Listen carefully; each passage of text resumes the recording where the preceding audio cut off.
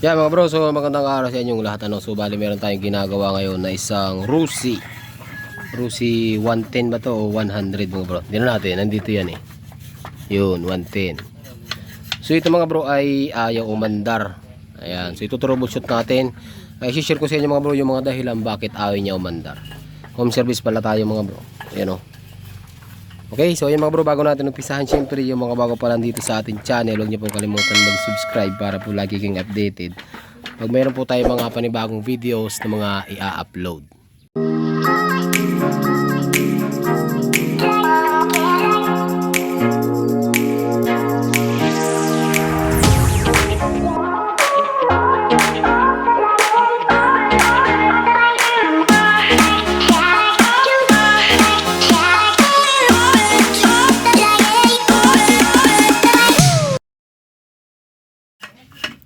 Ayan mga bro.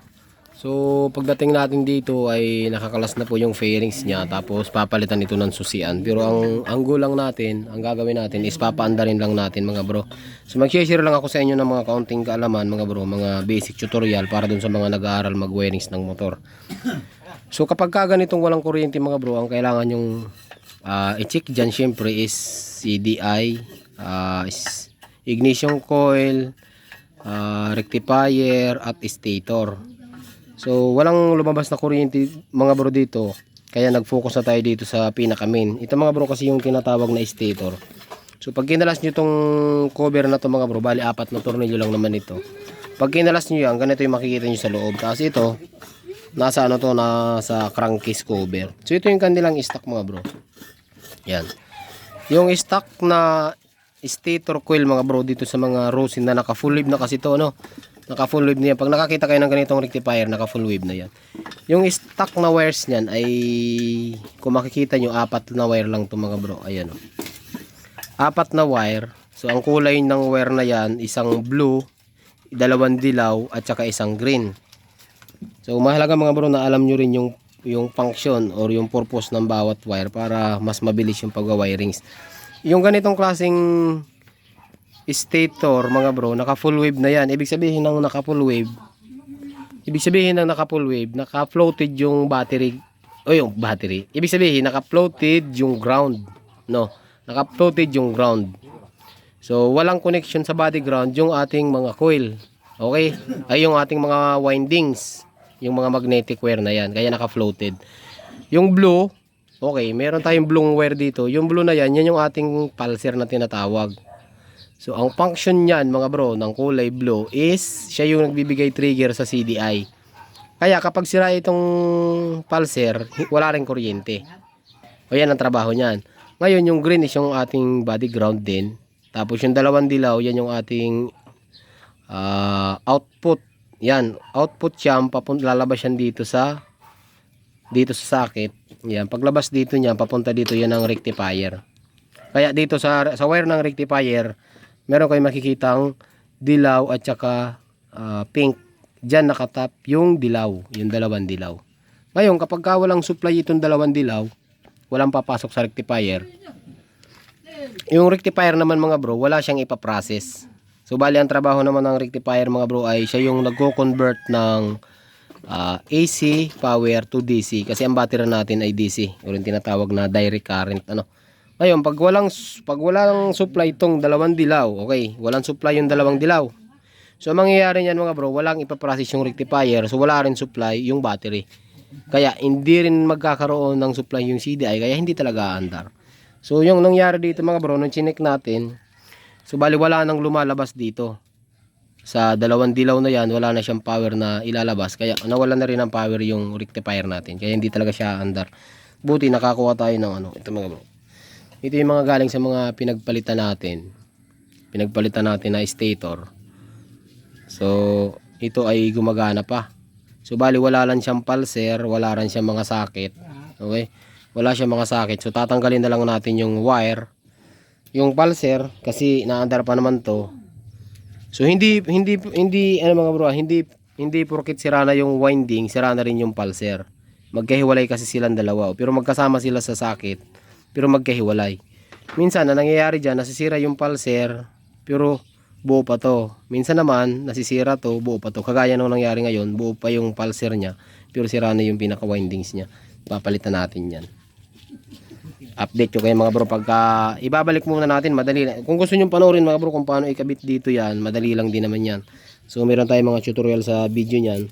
So bali, ang kukunin natin dito is kunin natin tong trigger or yung pulser coil na tinatawag. Kakabit natin dun sa bago, lumang bago. Salpak natin. Dito naman mga bro, ganito rin. Dadami na natin to. Yung function ng rectifier ay yun nga, ito yung galing ng stator. So paglabas niya, ang output niya is yung ating kulay pula. Solid na red, papunta yan dito sa battery. Tapos papunta yan sa susian. 'Di ba? Mayroon kayong makikitang wire dito sa susian ito. 'Di ba? Meron ditong kulay pula na wire. Ito na rin 'yon. Yung kulay pula na wire. Tapos meron pang isang kulay pulang wire sa battery, yun na yun. Tapos syempre dadaan muna siya ng susian. Ganon ang function niyan mga bro. Dadaan sa fuse muna papunta dun sa susian. Ganon yan. Okay. Yan. So kung paano mag-check ng full wave tsaka sa half wave, kasi dalawang klase ito mga bro Yung dalawang klaseng state ay maraming klase pala to, kasi meron tayong half wave, meron tayong full wave, meron tayong 3 phase. Ayan, kagaya ng mga Supremo, Sigma 250, Motorstars Z200, NS200 na Kawasaki. Yan, mga ano po yan. Yung Thunder ng 125 na Suzuki. Yan, mga 3-piece na motor po yan. Yan. Ito, full wave. Pero meron tayong half wave. Ang example naman ng mga half wave mga bro, kagaya ng Honda Wave 100, XRM 110, Wave 125, 100, Wave 125, XRM 125. Yan, mga half wave po na motor yan. Kung mapapansin nyo, ang rectifier niya maliliit. Kumpara nyo dito, sobrang laki nito ng rectifier. Okay? So, kakabit muna natin ito mga bro. Tapos, update ko kayo mamaya kapag napalabas natin yung kuryente.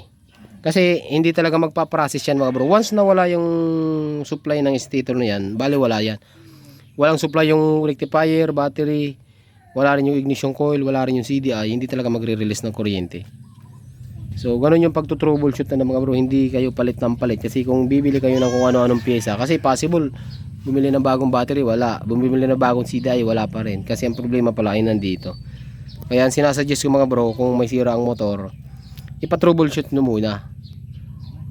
Pa-troubleshoot nyo muna para hindi kayo magastusan. Kasi yung mga ginagawa natin ay medyo malalaki na yung mga ginagastos. Kasi bumibili ng pyesa, hindi naman sira. So, ayun na nga. Para mas maikli lang yung video natin, ikabit ko muna ito mga bro, tapos papakita ko sa inyo mamaya na mayroong kuryenteng lalabas dyan. Tapos kung paano natin isasalpak at paano natin bubuhayin. Basic lang ito mga bro, basic lang, madali lang to.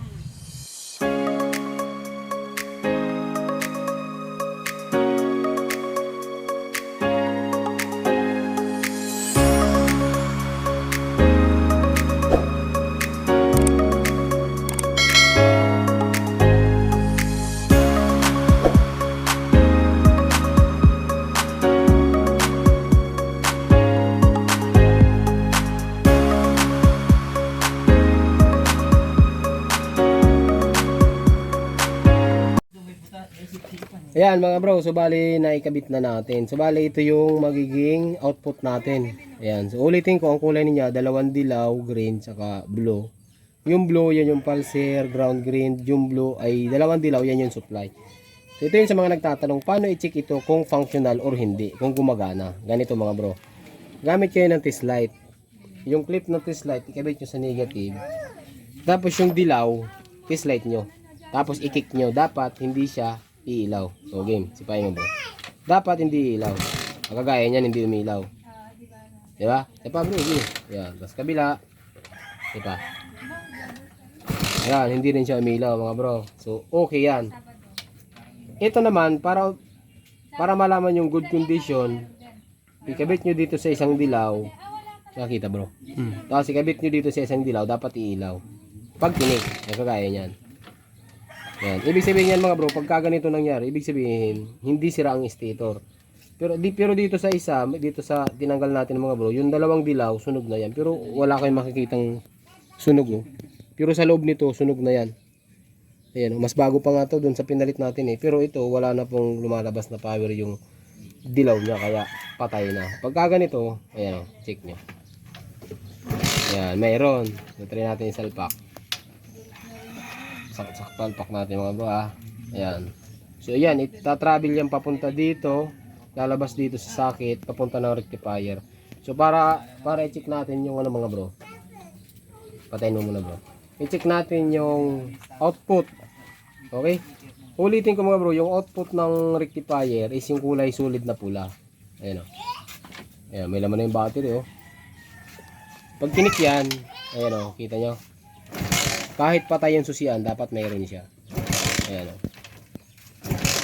Ibig sabihin, functional na yung ano natin, functional na yung rectifier, buo pa siya. Titipan na lang natin. Nakakuha ka ng tip bro. Okay bro, asa yung susi? May susian, paanda rin natin bro. Sa aking balik ka. Ayan mga bro, kita nyo, mandar na oh. Bago pa lang, maganda dito to.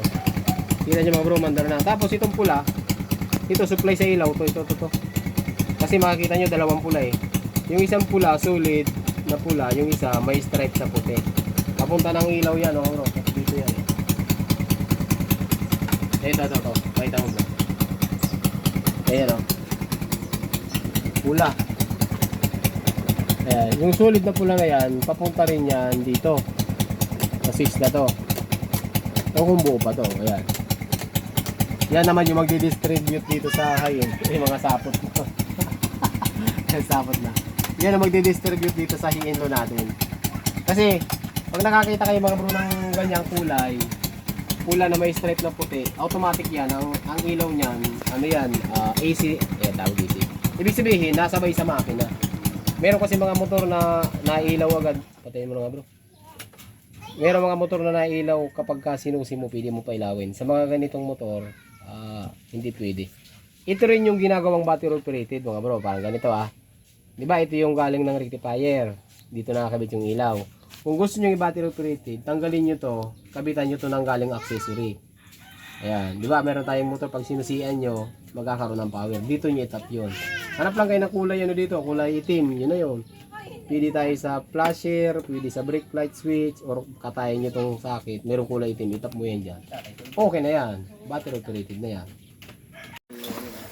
Ayan mga bro. So bali tapos na natin itip po. Ayan. Ayusin mo bro na malapitan yan. Konting linis lang to. Maganda yung mga makina nito mga bro. Ito yung unang motor na pinag-aralan ko rin gawin. Yung Racal 110. So hindi pa tayo nagbibidyo-video nun. Ganitong makina yung inaral natin. Yan, paandarin ulit natin. Ito yung susi bro. Susi. Nag-charge na nga eh. Yan o. Malakas pa oh. Tingnan mo naman magandang stator natin mga bro. Pagka ganyan ang ilaw na ilaw yan, malakas siya mga bro. Ngayon kaya siya nagbiblink dahil nga yung ilaw niya konektado dito sa pula. Yan. Pero pag ganito mo yan, mag-i-steady yan. Ayan o. Mag-i-steady siya. Ayan. Bago battery nito? Bago? Magcha-charge na yan. Ito? Hindi. Nasa loob. Yan. Magcha-charge na yan. Malakas yung battery na. Malakas ang supply eh. Malalaman nyo yan mga bro kapag kaganyang kaliwanag yung mga ilaw. Ibig sabihin malakas ang charging yan. Tsaka isa pa, malakas din yung charger na to. Full wave yan. Kaya mas malakas din. So maya maya lang pag ginamit to, ano yan, nagcha-charge na yan. Ganun lang mga bro, madali lang di ba? So hanggang dito lang yung video natin. Kaya shoutout kay ate oh. Yan oh. So hanggang dito lang, magandang araw sa inyong lahat. Try safe lagi mga bro. Ano?